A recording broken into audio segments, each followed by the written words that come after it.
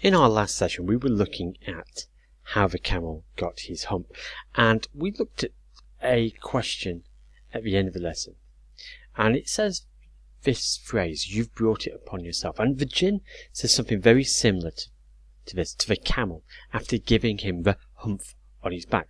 And our question was, what does this phrase mean?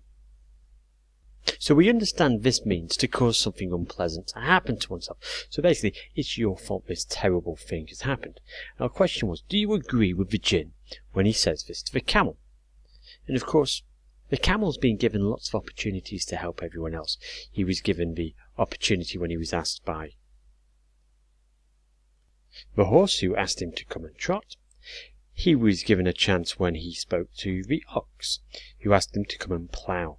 And he was given a chance when the dog came up and asked him to help fetch and carry things. And of course, our final chance was when the jinn came along and warned him if he carried on saying humph, then something would happen to him.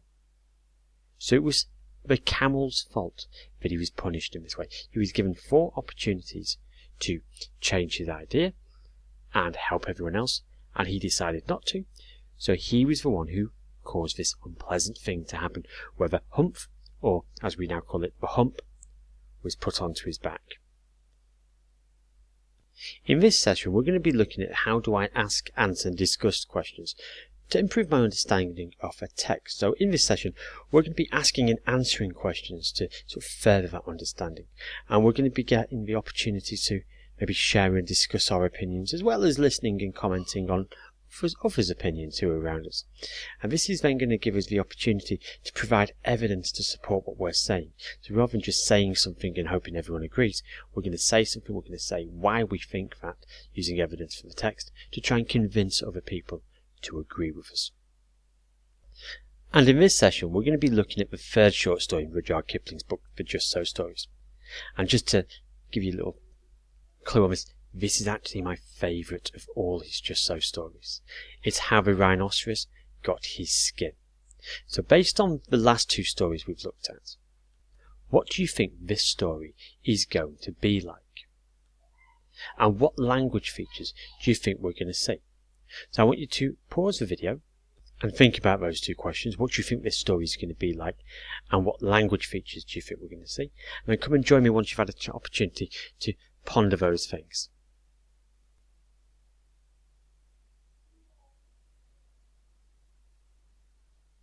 So let's see whether your views are right when we look at how the rhinoceros got his skin.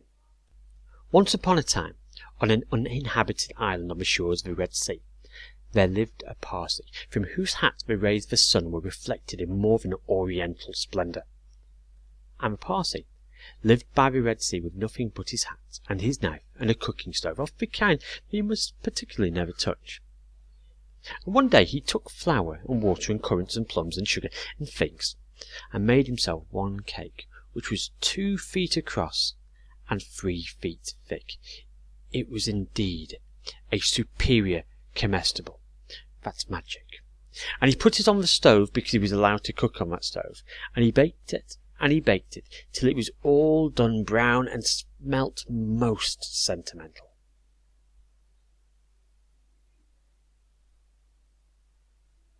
So in this section we've highlighted 3 of our words. We've got Parsee, which means a religious man, so there lived a religious man. We've got stove, which is a piece of equipment which provides heat for cooking, so basically like the cookers you probably have in your kitchens today. And comestible is simply a different word of saying an item of food. So this was a superior item of food. But just as he was going to eat it, there came down to the beach from the altogether uninhabited interior 1 rhinoceros with a horn on his nose, 2 piggy eyes, and a few manners. In those days, the rhinoceros's skin fitted him quite tight. There were no wrinkles in it anywhere. He looked exactly like a Noah's Ark rhinoceros, but of course much bigger. All the same, he had no manners then, and he has no manners now, and he never will have any manners. He said, "How?" And the Parsee left that cake and climbed to the top of a palm tree with nothing on but his hat, from which the rays of the sun were always reflected in more than oriental splendour. And the rhinoceros upset the oil stove with his nose, and the cake rolled on the sand. and he spiked that cake on the horn of his nose, and he ate it. And he went away waving his tail to the desolate and exclusively uninhabited interior, which abuts on the islands of Mazanderan, Socotra, and the promontories of the larger equinox.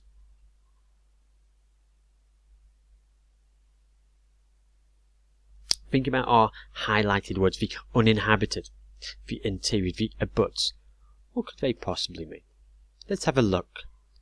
So we've got uninhabited, meaning somewhere where no one lives, somewhere that's completely empty. The interior, the central area of the island, so away from the shore, so something inside, like the interior of a house. And abuts, next to, shares a boundary to. So we're looking at a place where nobody lives in the middle of the island, which is next to some other islands. Then the Parsi came down from his palm tree and put the stove on its legs and recited the following sloka, which, as you've not heard it, I will now proceed to relate. Them that takes cakes, which the Parsi man bakes, makes dreadful mistakes. And there was a great deal more in it than you would think, because 5 weeks later, there was a heat wave in the Red Sea, and everybody took off all the clothes they had. The Parsi took off his hat, but the rhinoceros took off his skin and carried it over his shoulder as he came down to the beach to bathe. Now that word's like a short rhyming poem, so then that takes cakes which the Parsi man bakes makes dreadful mistakes, is that short rhyming poem that the Parsi says. So the rhinoceros took off his skin and carried it over his shoulder as he came down to the beach to bathe, because in those days it buttoned underneath with 3 buttons and looked like a waterproof. He said nothing whatever about the Parsi's cake, because he'd eaten it all, and he never had any manners then, since, or henceforward. He waddled straight into the water, and blew bubbles through his nose, leaving his skin on the beach. Presently, the Parsi came by and found the skin, and he smiled one smile that ran all around his face 2 times. Then he danced 3 times round the skin and rubbed his hands. Then he went to his camp and filled his hat with cake crumbs, for the Parsi never ate anything but cake and never swept out his camp. He took that skin, and he shook that skin, and he scrubbed that skin, and he rubbed that skin, just as full of old, dry, stale, tickly cake crumbs and some burnt currants as ever it could possibly hold. Then he climbed to the top of his palm tree and waited for the rhinoceros to come out of the water and put it on.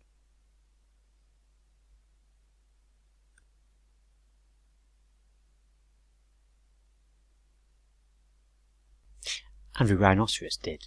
He buttoned it up with the 3 buttons, and it tickled like cake crumbs in bed. Then he wanted to scratch, but that made it worse.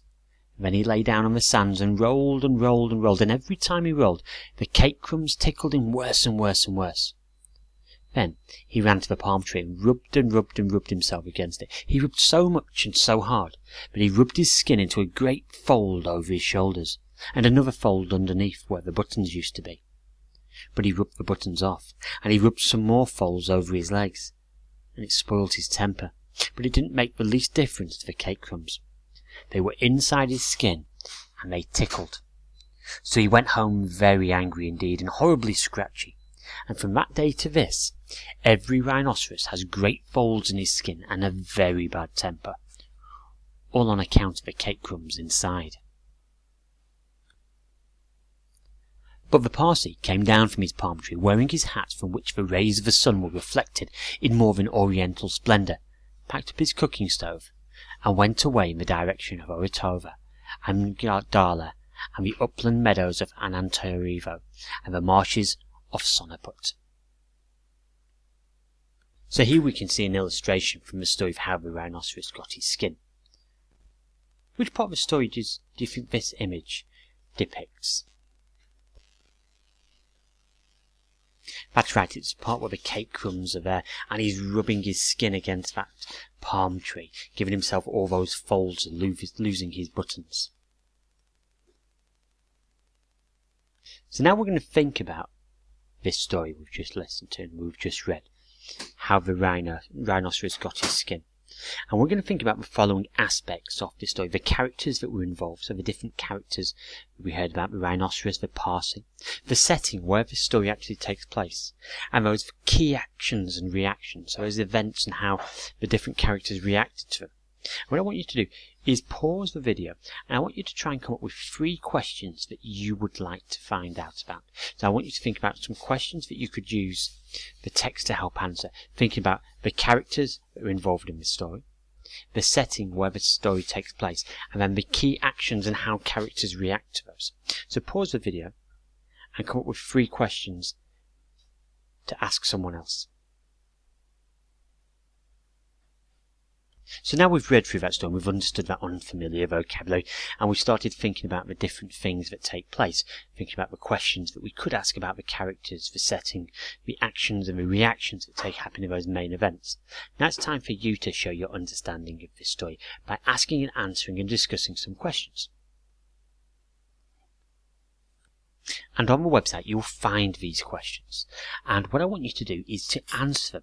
But I want you to be thinking about the evidence you have in order to answer these questions. So if we look, for example, at question 4, why did the rhinoceros take off his skin? I want you to be quoting from that story. So I actually want you to be using the words that Rudyard Kipling used when he wrote it to support your view. So I think the rhinoceros took off his skin because of this. And the reason why I think this is because in the text it says this. So think about that as your sentence stem. I think this because the story says this. And try and use that pattern when answering these questions to make sure that you've given as full evidence as possible and really proved your point.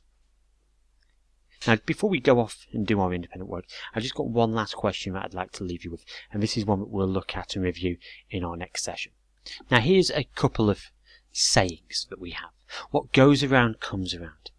And they got their just desserts. And what I want us to think about is, do you think these phrases describe what happened to the rhinoceros? And why do you think that? So if we look at these phrases a little bit more detailed, we've got this idea that what goes around comes around means those who treat others badly will eventually be treated badly themselves.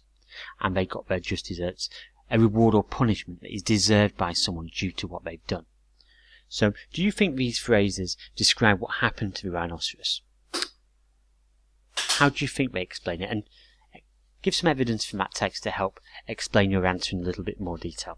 And when we join each other for the next session, we're going to start by looking at this question to see how we can use the evidence from a text to help support our opinions, our thoughts about things that have taken place in that story. So good luck with your independent work in answering those questions, and remember, I think this because the text says that. Be using that sentence stem, and then you'll be on the right steps to answer these questions. So good luck, and I look forward to seeing your work.